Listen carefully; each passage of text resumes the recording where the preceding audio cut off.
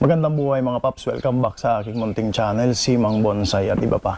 So ngayon mga paps, another video tayo nitong aking mga bonsai. Kung makikita nyo mga paps, meron ako rito material na Ficus microcarpa o retusa, usually sa mga nakikita ko sa Europe na video, yung video na gawa sa Europe, ito ay retusa yung tawag nila rito. Pero ito mga paps ay sa tingin ko ay microcarpa pa rin. Yan. So ayan siya mga paps, napakaganda ng bonsai material na to. Marami akong ganito. Ayan po itsura niya. So maganda na itsura niya mga paps. Pero pinapataba ko pa yung kanyang trunk. So ito yung gagawin natin ngayon mga paps. So mga paps, siguro napapansin nyo kung itong mahaba dito, itong naka-osli na branch. So ito mga paps ay project na ginawa ko dati. Pinakita ko na to dati sa unang video nito. Kung hindi nyo pa napapanood mga paps, pwede nyo i-scroll doon sa mga luma. So makikita nyo doon, meron siyang extension path dito. Tapos meron ditong naka-osli na branch. Ito kasi mga paps, itong part na to, wala siyang branch dito. So gusto ko magkaroon siya ng branch, kaya naglagay ako rito ng cutting. Yan, nag-markot ako tapos naglagay ako ng cutting dito. Yung cutting na yan mga paps, diretso dito sa baba. Tapos dikit sa trunk line niya, sa main trunk, yung pinaka-trunk din itong cutting. So ito po ay rooted na. Tapos diyan ko rin siya pinapabuhay. Ang purpose ko nito mga paps, para dumikit yung dalawa na yan, para lumaki yung trunk, pinaka-trunk niya. At the same time mga paps, magkakaroon dito ng branch dito sa part na to. So yan yung purpose ko kung bakit mayroong ganyan. Tapos sinadya ko na mas mahaba siya kaysa dito sa pinakapuno para hindi siya natatakpan ng nitong canopy nito at makakuha siya ng mas sapat na sunlight at para mabilis siyang lumaki mga paps. So naglagay din ako ng extension path dito para meron din siyang mas malawak na space para mag-grow, para dumami yung roots. So yan po ang purpose niyan mga paps. So sa ngayon, ang gagawin natin mga paps, pruning. Kung mapapansin nyo, meron na siyang mga pads. Ayan, meron na akong ginawang mga pads dyan, paikot yan, maliban dito sa isa na to. Tapos dito, itong part na to mahaba at makapal kumpara dito sa baba. Kasi mga paps, ito ay natatakpan na nito. So, lagi natin babantayan yung ating mga bonsai kasi pag ganyan mga paps, mas mauuna talagang yung tubo nitong nasa taas kasi sila yung direkta doon sa sunlight, tapos yung nasa baba naman ay mahuhuli kasi natatakpan sila. Lesser sunlight yung kanilang nakukuha. Kaya importante mga paps yung pruning para lumipis at tumagos yung sunlight para magkaroon ng balance yung lahat ng part ng ating bonsai. So mga paps, umpisahan natin dito sa lowest part ng ating bonsai.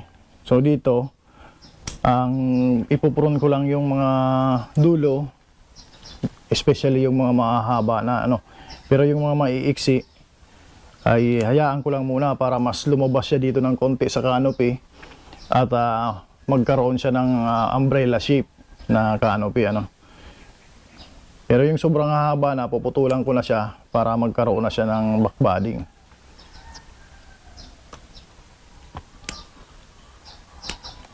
Yung makikita nyo mga paps, may pad na siya nagpapakapal na lang ako ng twigs. So may first, may secondary, tapos twigging na. Yan. So dito naman tayo sa isa. So twiggings na ito mga paps, kaya kahit di ko na i-wire yung yung branches. So tinatanggal ko lang yung mga dulo para mag-encourage siya ng backbudding. So yun ang kagandahan mga paps sa material na to. Kasi napakasipag nito magbigay ng bagong branches.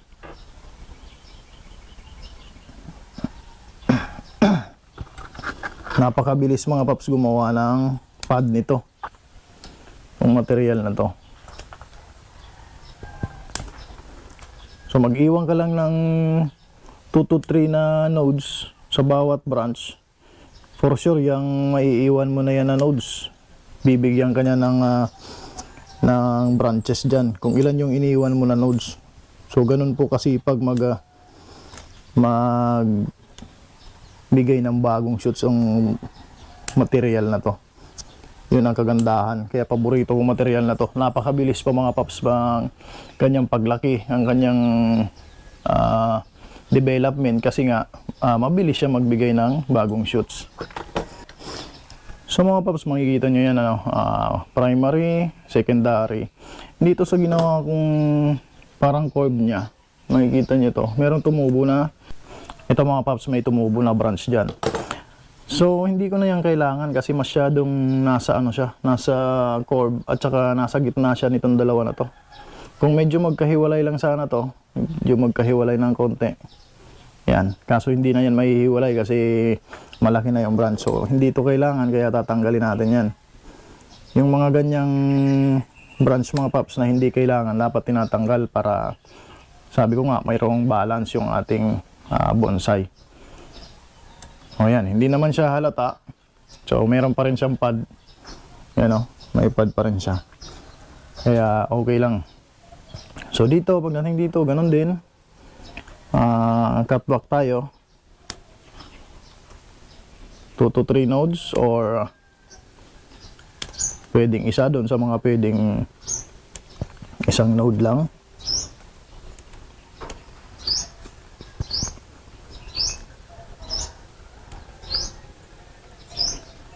So ganyan lang mga paps, napakabilis no. Usually itong material na to kailangan mo lang i-wire yung primary at secondary branches, tapos yung mga susunod ay bahala na siya doon, ano mga paps. So ito mga paps ay gawang baguhan pa rin, mas mainam pa rin na kumonsulta tayo doon sa mga master natin, bonsai master, para kung ano nga ba talaga yung mas mainam. Pero ito ay base sa experience ko, kaya ito na yung ginagawa ko mga paps. So nakakagawa naman ako ng maganda, bonsai na maganda sa aking paningin. So although siguro hindi pang competition, pero okay na rin mga paps, pang display sa bahay. Pwede rin pang benta kung may gustong bumili mga paps.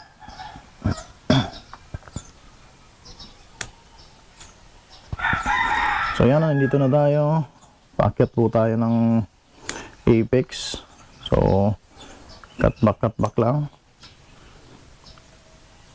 So ang tamang term daw mga paps ay cut back, hindi set back. Kasi dati ang ginagamit kong term ay set back. Na-correct po tayo ng isa nating kabonsai, bonsai master na siguro, na dapat daw ay cut back kasi yung set back daw ay dagok sa buhay, hindrance. Hindi raw yun akma para sa pagbobonsai. Dapat daw ay cut back yung term pag nagpuputol ng branches. So yun ang kagandahan pag nagsishare tayo sa social media at sa YouTube ng ating mga ginagawa. So nakukorek tayo mga paps. So open naman tayo for correction. So ayan mga paps, natapos ko na yung mga lower portion. Packet na tayo dito, malapit na sa apex. So itong part na to, itong pinapalarga ko, ay hayaan ko lang siya, hindi ko siya ika-cut back.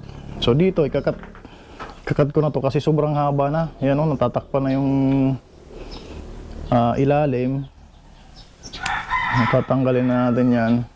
Huwag po tayong matakot mag-cut back kasi mas marami nga, tulad ng sinasabi ko, mas marami pong shoots ang kapalit niyan.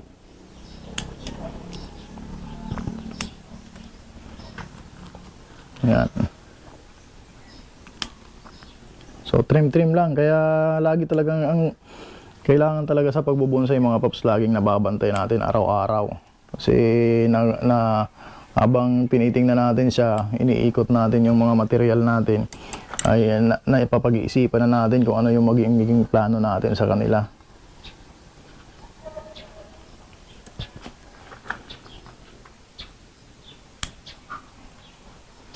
So yun, trim lang mga paps. So yan, numipis na siya. Mas nakita na yung kanyang yung kanyang canopy dito, yung kanyang pad. Tapos ayan. So pag nagkaroon mga paps ng sunlight, tagos na siya doon sa ilalim. Yan, manipis siya pero mas kita yung pad niya. Tapos dito mga paps, mapapansin nyo to, merong mga tumubo na shoots dito, yung mga papunta na yan sa taas. Tapos nasa center siya nung separation ng branch. So tatanggalin natin yan, hindi po natin kailangan. Ganon din itong nasa ilalim na to, may mga tumubo sa ilalim. Dito, meron din dito tumubo sa taas. Tanggalin na natin yan. Yan, dito na tayo mga paps. So dito, bawas tayo nitong isa.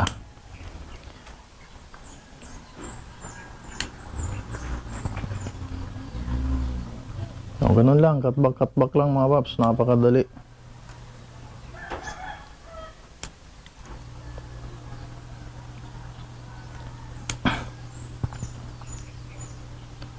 O yun, tingin ko ay okay na to, ano. So yan, may pad na siya dyan. Tapos lumilitaw na yung ibang sa ilalim, ibang branch sa ilalim. Pag tiningnan mo siya top view, kita na siya dito sa side. May mga part mga paps na medyo manipis pa. So hindi ko muna i-cut back para tulad nito, itong isa na to, palalakihin ko pa itong branch, tsaka palalaguin pa itong kanyang foliage. So hindi ko muna i-cut back itong mga paps para makahabol naman siya ng kahit pa paano. So ibibend lang natin konti para ma-emphasize yung kanyang pad. Magkaroon ng emphasis yung pad niya, tapos mabalance siya rito, mga paps.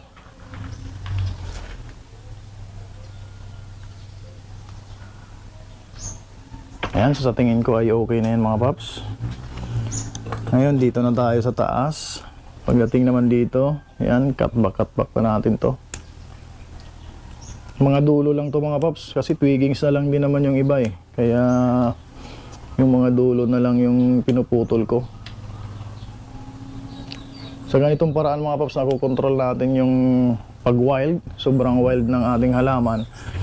At the same time, nakakapag-encourage tayo ng backbudding.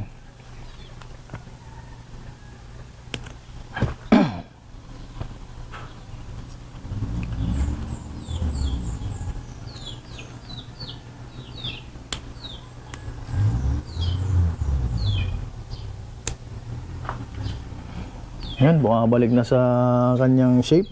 Gumaganda na yung shape ulit ng ating bonsai.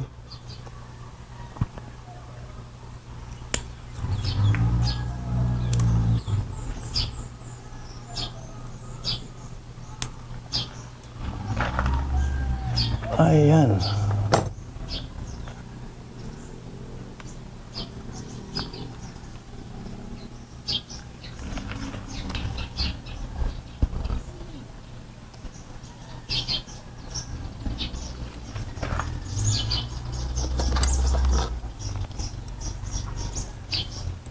So sinisilip-silip natin mga paps, sinisilip-silip ko yung kanyang itsura para mas balanse, makita ko yung balanse.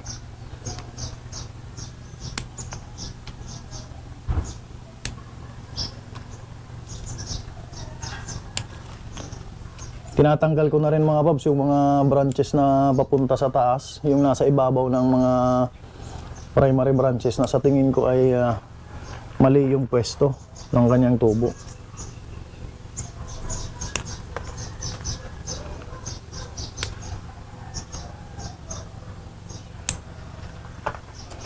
Yan, makikita nyo mga paps, mas manipis na, mas nakita yung pad niya.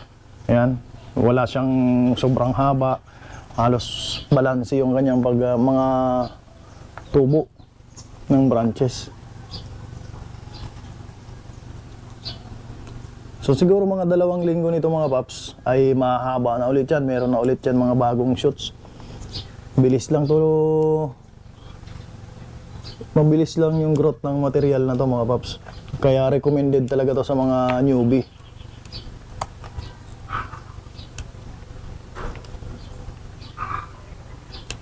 So apex na to mga paps, last ano na to, last part na itong aking kinakat back.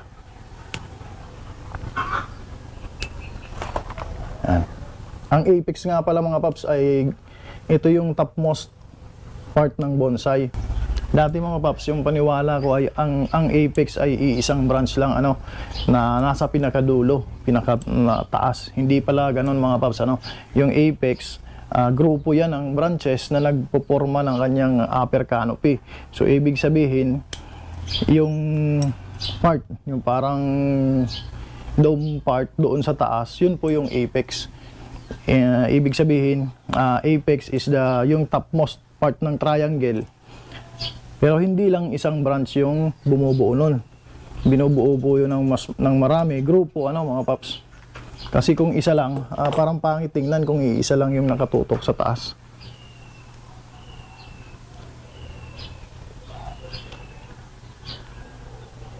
Kaya yung taas na yan, bibilugin natin, binibilog yan sa bonsai para maging ano siya, dome shape.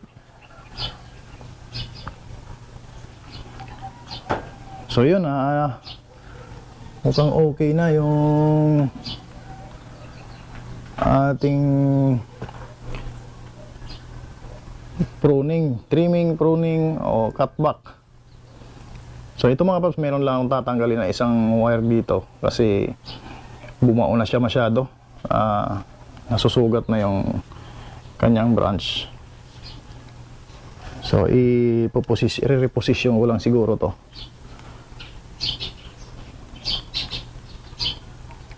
I-reposition ko lang to mga paps, itong wire dito. Pero hindi ko po siya tatanggalin kasi baka ano pa,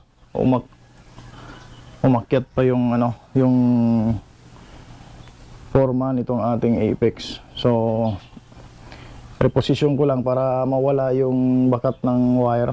Tapos ibabalik ko lang din ulit. Pero medyo mas maluwag na para hindi gaano kabilis yung pagbakat ng wire. So yan, sa tingin ko ay okay na yan mga paps.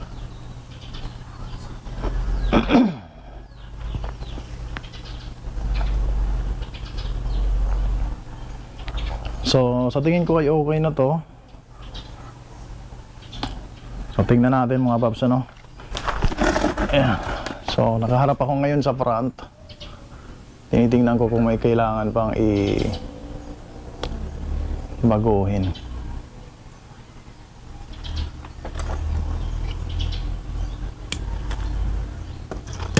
So mga paps, ito na po yung itsura niya na natapos ko na. No? Sa tingin ko ay okay na yan. Yan na po ang itsura niya. Kung makikita nyo, mas nabigyan na ng emphasis. Ano, na-emphasize na natin yung pads. Wala nang ano na siya. Pagka tinignan mo ganyan, tagos na po yan yung ano natin dyan. So halos pantay-pantay na yung ano, pads. So yan na po siya. Yan ang itsura niya. So yun po ang kagandahan sa pruning. Yun po ang nagagawa ng pruning, kaya kailangan po talaga natin mag-prune sa lahat ng bonsai natin. So yun lamang mga paps sa video na to. Maraming salamat po sa panonood. Sana po ay may na-share ako sa inyo ano na idea, kaalaman sa pagbubonsai. So ito po ay gawang baguhan lang, hindi pa po tayo bonsai master, kaya mas mainam po na kumonsulta pa rin tayo doon sa mga mas matagal na sa pagbubonsai kasi mas marami na po silang experience. Once again po, maraming salamat sa panonood. Kung hindi pa po kayo nakapag-subscribe, iimbitahan ko po kayo na mag-subscribe. Click nyo po yung notification bell at share nyo na rin mga paps para mas malawak yung maabot ng ating channel. At lumago naman kahit pa paano itong channel natin. Ano? At alam ko na dahil doon mga paps, sa subscription nyo, alam ko na merong sumusubaybay at para patuloy yung ating pag-share ano, mga paps. Yun lamang mga paps. Once again po, magandang buhay at happy bonsai.